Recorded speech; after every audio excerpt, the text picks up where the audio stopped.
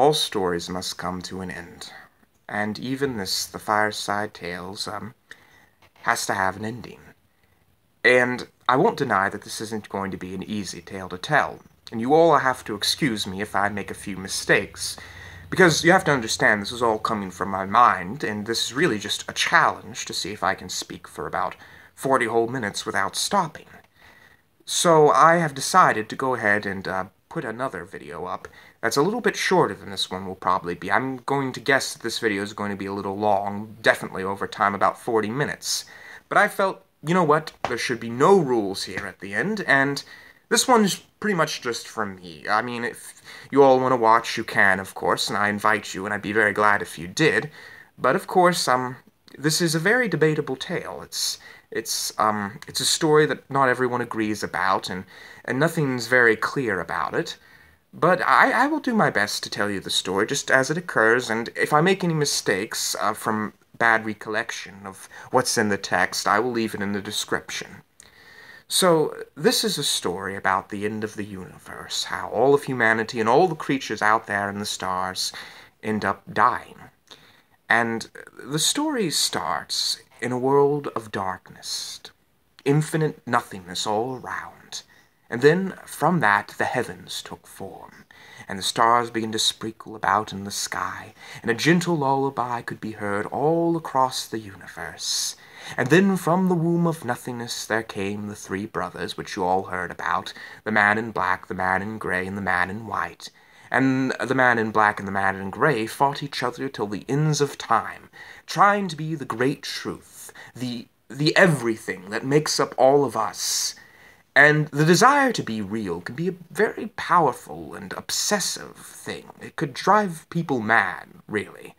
And it did indeed drive both the man in black and the man in gray mad. They wanted to be real to a point where they would have been willing to destroy us and everything in order to make themselves what everything was.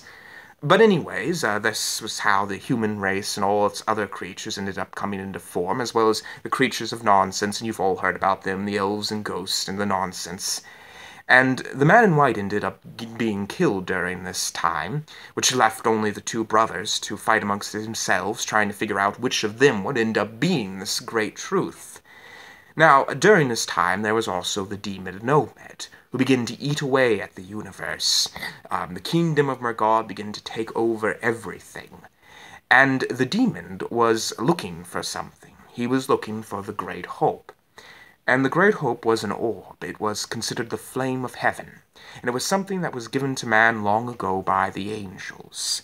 This hope would save human beings from the fires of hell, maybe only a few, but enough to, The demon Nomad didn't want anyone surviving at the end of time. He wanted all of man to be tormented forever, for all time.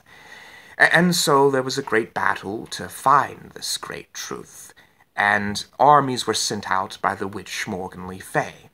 Morgan Le Fay called forth a council of the other 12 witches, and she told them all that the great truth was at the Fireside Tales, one of the few places left in the world where people were still courageous and honest, and that you could trust them. Well, anyways, Morgan Le Fay said that they would have to find the Fireside Tales and destroy it, so the witches all sent out their armies. And I am afraid to say there was not much of the Fireside Tales that ended up surviving. Most of the organization was destroyed, and it seemed that the Fireside Tales at the end of time would be completely brought to flames. Most of the fathers ended up dying, 6 of them, and only one of them ended up surviving.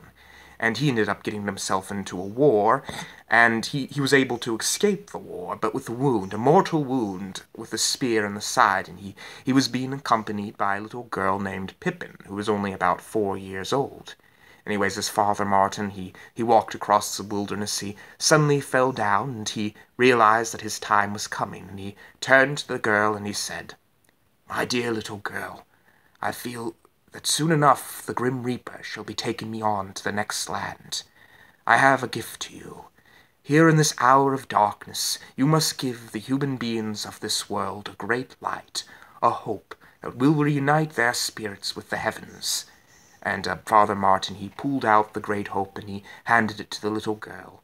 I am entrusting this in you, and I know it is a heavy task, especially for one so young, but you must take this to the last city, and take it to the Fireside Tales, and perhaps there shall be some hope in a time when no hope seemed possible. And little Pippin said, I promise as an honorable member of the Fireside Tales that I shall do my best. Father Martin, he smiled at her and then said, and I shall descend up and meet the other fathers in the heavens. And Father Martin looked up into the sky, and Pippin realized that he was dead. Anyways, Pippin didn't know what to do. She began to run around, and again, she was very young, and she was cussing her mouth off because she had no idea where she was going to go. But eventually she ran into some peddlers who happened to know the Fireside Tales. And when they heard that she needed to get to the last city, they said that they know of a train that was going to that very place. So they ended up sneaking up on the train, and they ended up riding towards it, and they ended up opening up the cart, and they threw Pippin inside and told her to just keep waiting until the train arrived at its end. So anyways, Pippin sat in there, and she slept in the hay, and eventually she heard some noise and realized other people were coming into the cart. And she didn't know what to do. She just sat there, and she watched as they came in. It was just a group of hobos, and the hobos all began to sit around, and Pippin went back to sleep. And then one of the hobos poked her, and Pippin looked up into the eyes of this big mighty man. "Hello there, little girl," he said. "We saw you over here sleeping. Would you like to come over and have some food?" Well, Pippin agreed, and she looked around at the hobos. There was about 5 of them, and they were all singing and dancing and having a good time and drinking beer and such, and Pippin, she said, "What is your name?" "I am Bjorn," said Bjorn. My group here are just looking for a place to live at this time. We were runaways from the war against the War of Order and the War of Nonsense, and we were stowing away on this train hoping to find a place in the last city. Well, anyways, Bjorn, he sat down. "And where do you come from, little girl?" And Pippin realized that she probably shouldn't tell him, and she just stood there looking at him nervously. "Well, if you don't want to tell us, you don't have to. No rule about it or anything like that. I suppose you don't have any parents, though, no one to look after you. If you'd like, we could accompany you." "Oh, yes, sir," said Pippin. "Oh, that would be very, very, very nice." And Bjorn smiled. "Oh, good. We have another little child here with us, Daniel." And Daniel suddenly walked over, and Pippin looked at Daniel with wide eyes, and Daniel looked over at her with very wide eyes, and he seemed a little afraid of her. "Well," said Bjorn, "he lost his father Mortimer during the war, and now he is an orphan. And we've been taking care of him, showing him the ropes. He knows this whole territory, actually," said Bjorn. "But come now, Pippin, sing us a song. Or strike up a dance." "Oh, I don't know how to do any of all those things." And the Bjorn said, "Oh, come on, you must have some sort of talent, something in you of the arts. As a story, perhaps." "Oh, I don't know of anything," said Pippin. "Well," said Bjorn, "Daniel, why don't you sing her a song?" And Daniel seemed rather nervous, but he began to sing her a song, and Pippin noticed that he was looking at her the whole time while he was singing, almost as if he felt something. But anyways, eventually they all continued dancing, and Pippin had a very good time with the men, and they spent a whole 2 days with each other. And one day, Pippin walked up to Daniel and said, "Daniel?" "Yes," said Daniel. Would you care if I asked you something?" "What?" said Daniel. "Well, you wouldn't mind being my boyfriend, would you?" And Daniel said, "Well, okay." And so that was that. But anyways, as they were all sitting and enjoying themselves, one night the train came to a halt, and all of the hobos became rather nervous, and Bjorn said, "This isn't good. We shouldn't be stopping right now." He opened up the cart doors, and he looked out, and he saw a bunch of dark souls going, and he said, "Men, go on, get out of here." And suddenly the men all began to run away and scattered, and in the confusion both Daniel and Pippin were separated from the group and had a few other soldiers, hobos with them. Anyways, the hobos all took them around, and then the hobos said, "We don't hear anything.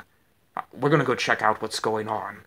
The 2 hobos left the 2 children. During this time, people didn't really care about the children. There were too many orphans all around, and if you were a kid out there in the wilderness, you basically had to fend for yourself, even with this group, who wasn't really all that bad.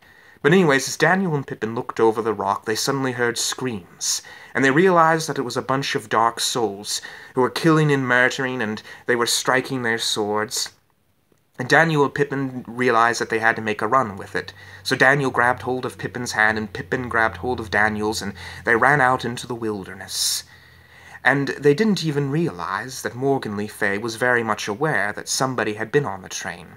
Oh, and also I should mention that I don't actually know what happened to Bjorn, whether he lived or died. It's lost to the records. But anyways, Morgan Le Fay sat there and said, "The Great Hope had to be with the last father. Someone must have been trying to get it to the last city, and I bet you they were on board the train. And if they were on board the train and they escaped, they must have gone off into the wilderness." And Morgan Le Fay seemed to be thinking it and said, "I know of a thief that knows that area very well. His name is Raleigh. He was one of the great kings of the empires of the world. But when he betrayed his people for a sack of gold, he decided to form his own group out there, and he would be willing to do me servitude, as he owes me a debt." So Morgan Le Fay, she pulled out her crystal ball, or I think it was actually a fountain. Again, the records are a little unclear about pretty much everything. And Morgan Le Fay said, "Raleigh, you must do me this task. You must find the Great Hope out there in the wilderness. It is likely it is with 2 people or more." Okay, I'm sorry. It was with a group of people. Again, I'm going to make a few mistakes during this. Anyways, Raleigh promised that he would, and he began to search the wilderness. Well, anyways, Daniel and Pippin were walking around, and Daniel was doing his best to take care of her. Anyways, Daniel saw a bunch of crows flying about, and Pippin said, "Those are the servants of death, aren't they?" "Yes," said Daniel, "but we need not be afraid of death in these times. No, I'm much more afraid of the demon Nomen than I ever could be of death." Pippin had to agree with him. But anyways, Daniel made sure to put his jacket on the ground and to let Pippin walk over it whenever they came across the puddle. And when they went to sleep, Daniel looked in Pippin's eyes and held her hand.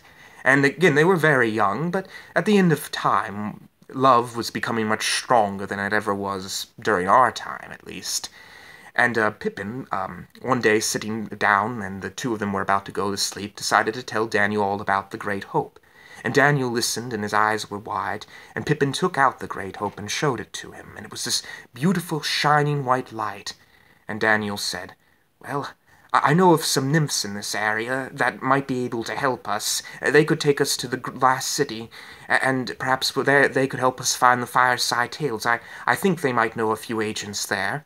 Well, Pippin realized it was probably their best hope, so she agreed. Anyways, one day they were laying asleep when they suddenly heard a noise, and they realized that a whole bunch of thieves were out there, and they had woken them up. And the leader was, of course, Raleigh, and Raleigh walked up and said, "Who are the 2 of you, and what are you doing in this territory?" And Daniel said, "Well, my name's Daniel." "And my name's Pippin," said Pippin. "Well," said Raleigh, "I am Raleigh, the great thief, the cutter of hands," he said, "and I am looking for the Great Hope, a beacon of light for this world." And Pippin became rather nervous, and Raleigh, he walked over. "Now, I would like to search the 2 of your items, your supplies." And Pippin refused, and Raleigh said, "Ah, yes, I can tell you are the one with the great light, aren't you? Yes, I can see it in your eyes. Hand it over, and I promise not to harm you. I shall simply take the great light to Morgan Le Fay, and the 2 of you will get to live. You will keep going on." And Pippin didn't say anything, and Raleigh said, "Come on. During this time, what do we have except for survival? We were created in the Man in Black's image, and the Man in Black is indifferent to ideas like hope and things that go beyond his order, his mathematical formulas. If you give me the Great Hope, you will get to survive for just a little time more. You will get to live, and what is more important than living?" Pippin refused, however, to say anything, and Raleigh, he pulled out his sword, and he was about to kill her, when all at once, and this is the strange part of the text, the sword turned to blood in his hand, And Raleigh looked down and he didn't understand what was happening. And then all at once, from the cracks of the ground, there crawled out spiders and snakes, and all the thieves began to go mad, and they began to scream and yell, and the sky itself seemed to turn bright red. And all at once an entire army came forward and attacked Raleigh and his men.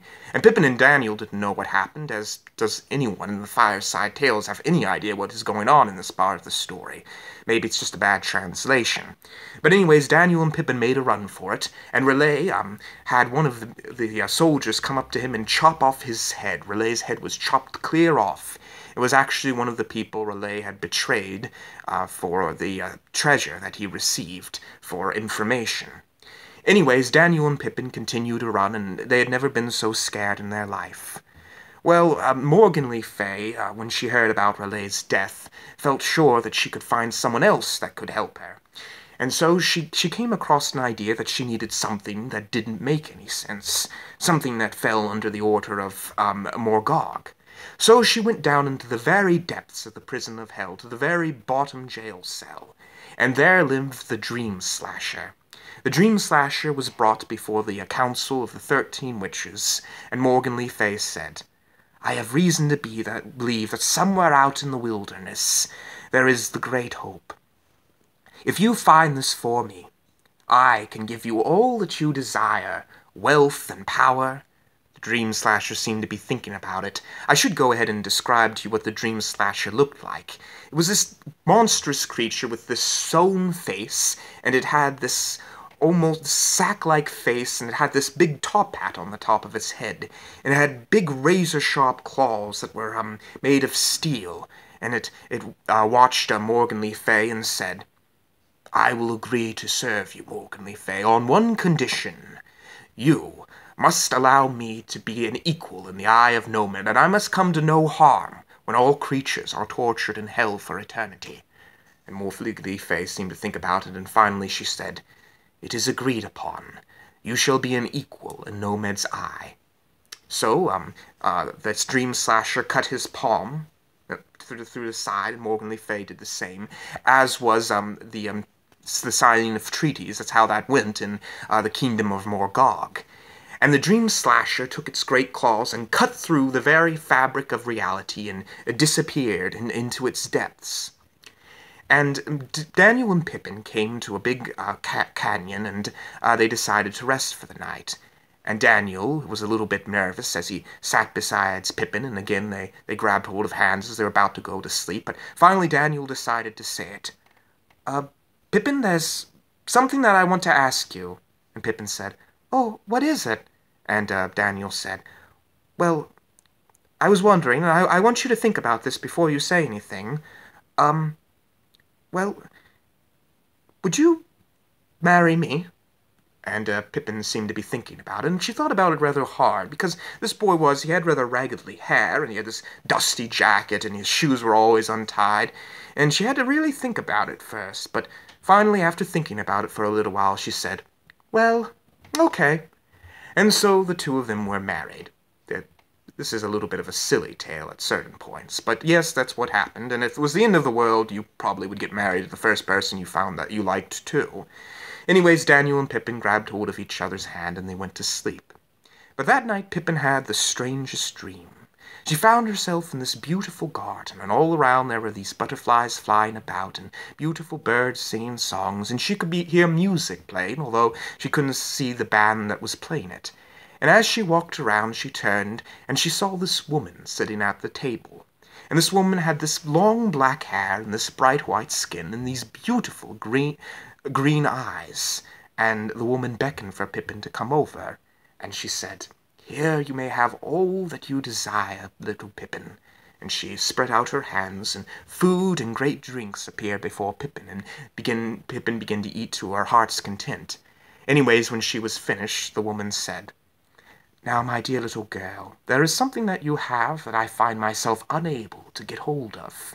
For you see that as long as it is with you, it seems to have power. But if I were to take it from your hands, its power would become part of mine. It is known as the Great Hope, and if you hand it over, I can promise you that this place can be yours. You can know paradise for the rest of your existence. This is a promise that I make to you." And Pippin said, "Oh no, but this great hope could save many of people from pain and suffering." "My dear," said the woman, "it is only a temporary hope. It is only a temporary bit of beauty. It means nothing at the end of the world. It means inconsistent to the fact that everyone is going to die." Pippin seemed to be thinking about this, and she realized it was true. What good would this great hope do for all of humanity? Most of them were going to die anyways, and very few could be saved by the great hope, maybe only 100 or so. But Pippin said, "Oh no, I must bring this to the last kingdom. I promised Father Martin." "And what difference does a promise make, my little girl? I can promise you that you don't have to follow the rules of reality. Here we can enjoy something greater than it." But Pippin shook her head. "Oh, no, no, I don't want to be a part of this world or any other. And you know what I think? I think that your world's about to die too, and you just don't want to admit it. You want to keep on living. You don't want to deny that you're just going to die. But I'm going to take this great hope and be even greater than you. I'm going to provide people with hope at the last time. And that's greater than your world, or the world of Relay, or even the world of the Fireside Tales." And at this point, the woman began to grow rather strange. And suddenly the woman said, "Very well, then I shall have to do this the hard way." And suddenly she pulled off her face, and the sack appeared, and the sewn-on face, and the Dream Snatcher came forward, and its claws were raised, and Pippin let out a scream, and she began to run away, and she ran towards a cliff, and she felt like she had no choice. After all, the Dream Snatcher was coming straight towards her, so she began to climb down the ledge. There was nowhere else to go. Anyways, the Dream Slasher began to follow her, and Pippin held on to dear life to the great hope, and as she started climbing down, suddenly she realized that there may not be any hope, that maybe even this great hope was a lie, just a trick, and that there was nothing to save them all from certain downfall, from nothing but pain. But as the Dream Slasher came closer to Pippin, something happened which Pippin did not expect, which didn't even seem to make sense. All at once, a great river of gold appeared, and the river of gold hit the Dream Slasher as it was coming down. At this point, Pippin began to climb up higher and was just barely able to escape the river. I don't know how that happened, but I'm guessing that it had something to do with the sheer impossibility of this. I don't really know. Again, the records are a little scant about all the details. But the Dream Slasher was hit by the river, but it continued climbing up. But all at once, from this river of gold, there came forth hands, and the hands began to grab hold of the Dream Slasher, and it let out a scream, or he let out a scream, and suddenly the hands grabbed hold of him and pulled him down into the river of gold. And Pippin watched in terror, and she began to climb back up, and she thought to herself she must wake up, that this world was just as unreal as anything else that she had ever experienced in a dream. And then suddenly she woke up, and Daniel was there. "What happened, Pippin?" "I don't know. I came to some sort of strange land, and there's this strange creature there." "I think you were overtaken by an evil spirit," said Daniel. "But come, Pippin, we'll go to the nymphs, and we'll have a bit of rest." Anyways, Daniel led Pippin to the nymphs, and the nymphs were all happy to have them there, and they weren't actually real nymphs, not the magical creatures. They were just people. They were called nymphs. It was just a name, just a title. But anyways, when the nymphs heard that Daniel and Pippin wanted to get married, they decided to humor them. And so Daniel got the very best suit that he could find, and the very best shoes, and Pippin got on a little wedding gown, and the nymphs held a little wedding for them, a little joke wedding, I guess you could call it, but Pippin and Daniel took it to be very much real. And so that day, Daniel and Pippin were married, two of the most important human beings, bound forever, eternally in the soul. And then Daniel and Pippin were led by the nymphs to the last city. Now they went for some time until finally they arrived at where the Fireside Tales should have been, and the nymphs left them there, and they walked into the citadel, only to find that there wasn't many people there, just a few wounded. And one man came up, and Daniel and Pippin said, "We've brought the great hope to the Fireside Tales." But the man shook his head. "It is no use, my children. The Fireside Tales is no more. It has been entirely destroyed. This is the last of us here wounded, and most of us will probably not make it through the night. The armies are surrounding us. But Pippin said, "But that's not impossible. We have to save this place. There has to be something that we can do." But the man shook his head. "There is no more hope to be had. The great hope is just not enough. It is not powerful enough to destroy the forces that are in this world now. I am sorry, Daniel and Pippin. Your task was for naught." Anyways, at that moment, the man heard some shouting outside, and he pulled out his bow and arrow and told the children to go out from the back and make their escape. And he said, "I do not think that we are going to survive. Not this night." And anyways, he opened the door, and Daniel and Pippin ran out, and they never did know what happened. I don't know if the man died or not, and they didn't actually hear any screaming, so maybe that didn't happen. But anyways, Daniel and Pippin didn't know what to do now. They were in the last city, and everything had been pointless. So they walked around for some time, and eventually they came across this army that was marching by, that served the man in black and was coming to destroy nonsense. And as the army passed by, Daniel and Pippin suddenly bumped into this man. And the man was very handsome, and immediately he turned his eyes towards them, and he smiled at them and said, "Hello, monsieurs. My name is Terence, and this is my friend Howard. Ah, two little children, I have some gifts for the both of you." And anyways, Pippin and Daniel looked up into him. "I will give you what you desire, that's what I'll do. I'll take you and protect you here at the end of the world." Well, anyways, Daniel shook his head. "Pippin, I don't trust this man, despite his good looks. I think we should get out of here." But Howard suddenly pulled out a gun. "Oh, come, children, surely you'd like to see my little laboratory. I'm putting up all sorts of science experiments. Come, we can take a look at the world as it is." Anyways, Terence and, Pippin and Daniel were led by Howard and Terence began to speak, and he began to tell them a lot more than even they had expected. "I get a lot of children like the two of you, yes, all sorts of little experiments I play on them. I always like to see how much pain I can deliver a creature, how much torture I can give them before they die." Just then he bumped into a general who was passing by, and the general looked at Terence. "What are you doing in this area? You know you're not supposed to be here." "I have a right to this area," said Terence, "and you have no right to stop me, and you know that just as well as I do." And the general, he nodded his head. "It truly is dark times that I have to let a man like you, who's about to do to these two children what you are going to do, go. But I do have my orders."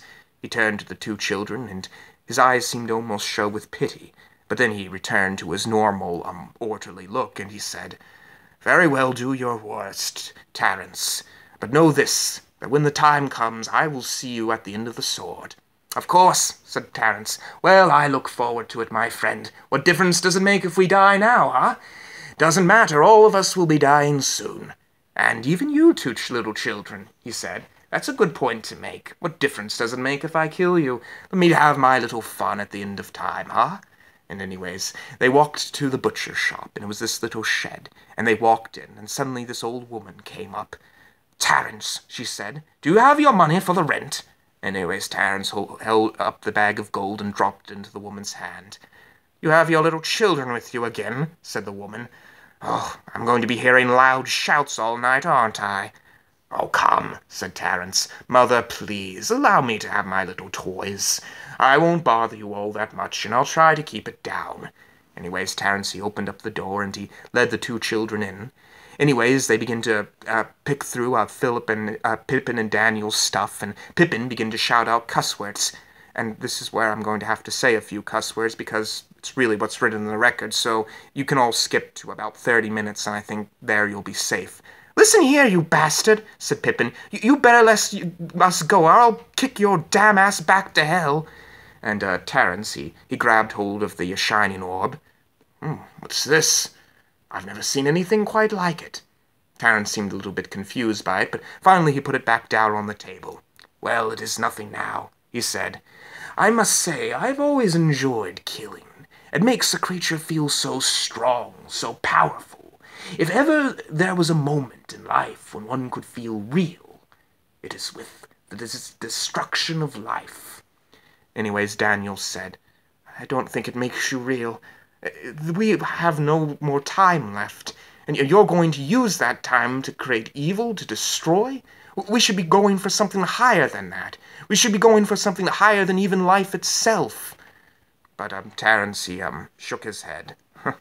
We cannot destroy the forces that are over us.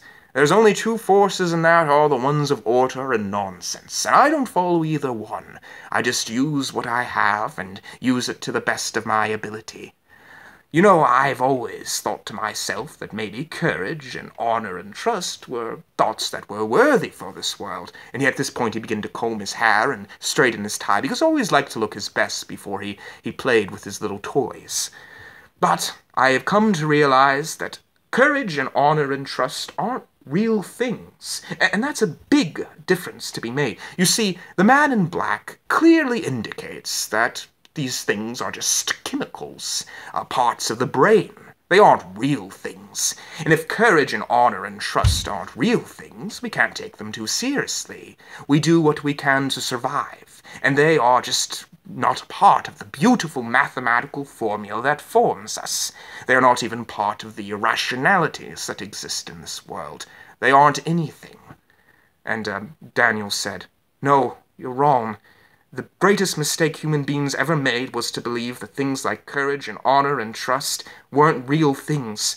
They are real. In fact, they're more real than this world, and they're more real than you, and they're more real than anything." And, Terence, he just looked over at the Great Hope and laughed. "No, my child, there is no hope for any of us, and there is no reality in emotions, just chemicals, and just perhaps maybe irrationality. But come," he said, and Terence led Daniel to the shed. "I'm going to torture your little girl here," he said, "and I want you to hear her screams before she dies. And there won't be anything that comes to stop me, you might notice. There will be nothing that puts an end to me, I assure you. I will win, and I will be strong, and you will die. And that is the way nature has been since the very beginning." And suddenly he closed the door, and as he shut that door it seemed that all possibilities, all hope was over, and that there was only life. Well, Daniel sat there, and he could hear Pippin, and Pippin was being strapped down at that moment, about to be electrocuted by Terence and Howard. And Daniel was rather afraid, and he began to look around, trying to come up with some way to escape. And as he looked over, he noticed a frog. And he noticed that the frog was croaking, but it almost sounded like he was making noises. And Daniel walked over. "Hello there," said the frog. "Listen to me. I am a creature of order, but I am also a creature of nonsense," said the frog. "And I can help you out. If you'll let me out of this jar and put me in that ventilation shaft, I'll save both of the two of you."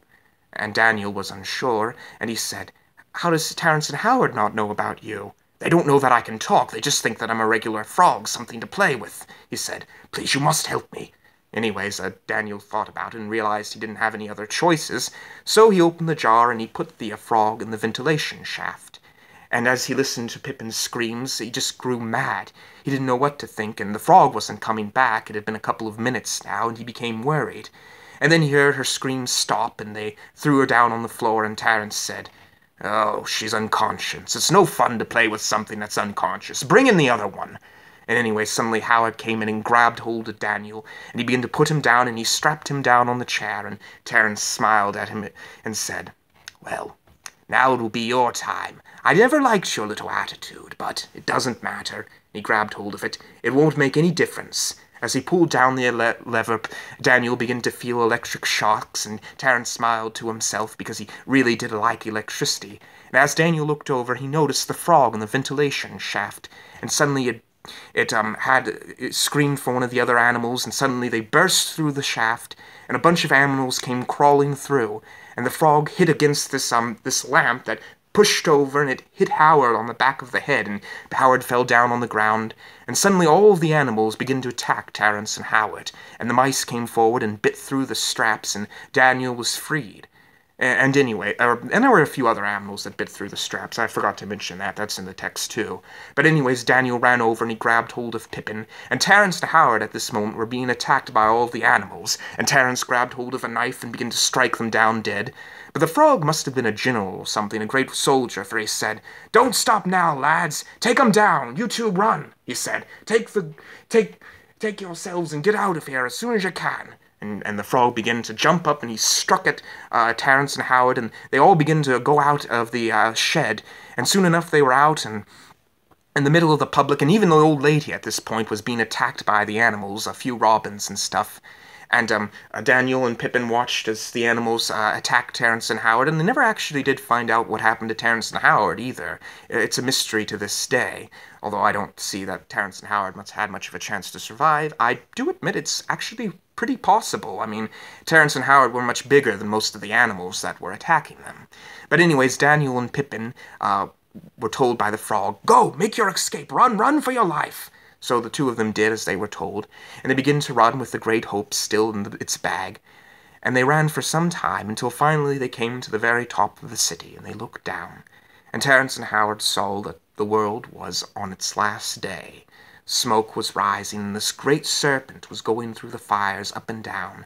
And Daniel and Pippin watched all this, and they realized that there wasn't any chance left, that there was no kind of hope they could have, that even the Great Hope wasn't going to save them at the end. And they fell down on the ground, and Pippin grabbed hold of the Great Hope, and she said, "It is no use, Daniel. This thing isn't going to save us or anyone else." Daniel realized the same thing. It didn't have any power. The hope was for naught. Anyways, he grabbed hold of it, and he was about to throw it away when suddenly he heard a voice. "Children, children of the Great Hope." Daniel and Pippin turned around, and they saw a man laying on the ground, and there was blood coming from his side. The two children walked up, and they wondered at who this man was. It seemed that destiny was with them that day, for the man was, in fact, the man in black, the creature of order, the thing that controls us and our entire beings. And Daniel and Pippin walked up to him, and they looked down.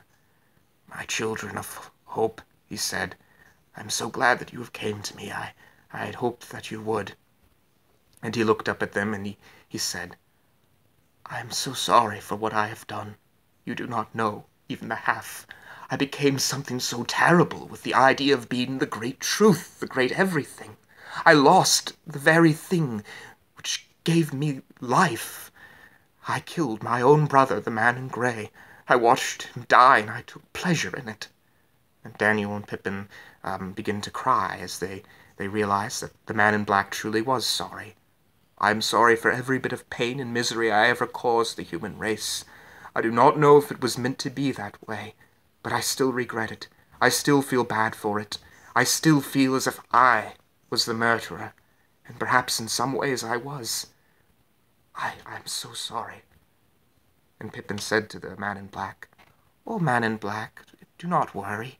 Why, it shows something very beautiful that in this last moment you could feel such an emotion, in a life that was lived in complete indifference, that you could feel true emotion. Well, it might not make any difference to the end of the world, but it does mean something to the human race.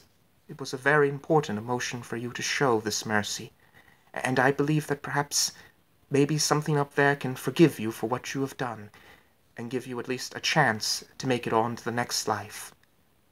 There's something else I wish to say to you all." Could you excuse me for a moment? "There is something else that I wish to say to you all," said the man in black. "I wish to say that you all were better than me, that you all were better than I ever was." Daniel and Pippin were surprised that the man in black said this, but he seemed to mean it. And the man in black looked up and said, "How I wish that I wasn't the great truth. How I wish that all of this had never occurred. It would be better," said the man in black, "but it is not. It is simply the way things are and will always be. And there is no hope. The great hope was non-existent. It was not a flame. It was just an idea that we had. And it is gone." The man in black looked up, and Mary and Pippin was about to say that the man in black should try to have hope, but the man in black was now dead, and she never got to say these words. As Daniel and Pippin looked down and they held the Great Hope, they realized that it didn't actually have any power, that it wasn't real. And as they thought this to themselves, Pippin said, "No, I don't believe it. It was good that we had this Great Hope, and it was something that was real. I am sure of it. The great hope was a real thing, not just an idea. It was something more powerful even than we were. And as the two of them looked at each other and realized that this must be true, they heard a voice behind them. "My children, I have come for you. I have heard your cries. I have heard the screams of the human beings of this world. And I have come to save you, to take you on to the next place." And Pippin and Daniel turned around and couldn't have been more surprised to see a man dressed in a white robe standing there with a long brown beard and long brown hair. And the man walked up to them and said, "I am the Lamb of God. I am a thing that is more powerful than rationality and irrationality, and even perception. I am beauty, and I am wonder. And you two children are good, and have stayed true to your goodness even in these dark times. You held on to the ideas of your ancestors, and you have held on to the ideals of the Fireside Tales. Come with me, my children, and I will lead you to the next land." And the man turned around and began walking, and Daniel and Pippin followed him. And Daniel turned to the man and said, "But are you him?" And the man said, "I am indeed." And Pippin said, "Oh dear, I am afraid, though. I mean, what if I don't get to see Daniel in the next land?" "You will get to see him, and you will get to see Father Martin, and all the rest of them. Come with me, my children, and do not be afraid. There is nothing to be afraid of, only light." And then this is where the records become very, very confusing. And I'm going to try and translate it in the best way I can. It's mentioned that they see this great powerful light that forms, and this great, almost like electrical beam, and then they found themselves feeling themselves becoming some sort of mathematical form. It's a very confusing ending, actually. But anyways, Daniel and Pippin knew then and there that they were being led to the light, and so there was indeed hope in this world. And that is the end of the story. But just as a sort of way of completely concluding, I would like to say that we human beings are sort of like the people that live in the cave. We see only shadows that the light casts from. We see images. We might see a man, but it's only the shadow of a man. And we might see an elephant, but it's only the shadow of an elephant. A lot like how Plato describes. We never really get to see what is true, what is real. But one day, perhaps, we will be unchained, and we will get to see the real world, and it will be all beyond something we can even possibly comprehend. So that we human beings, we try to understand how the world works and how things are, but we just simply do not have the minds to be able to understand it, to be able to understand this real world that exists that isn't the shadows. And that is the thought I'd like to leave you off with. And, as always, I would like to say those words that I have said from the very beginning of these tales. And I mean them as much as I have always meant them. As always, sweet dreams and good night.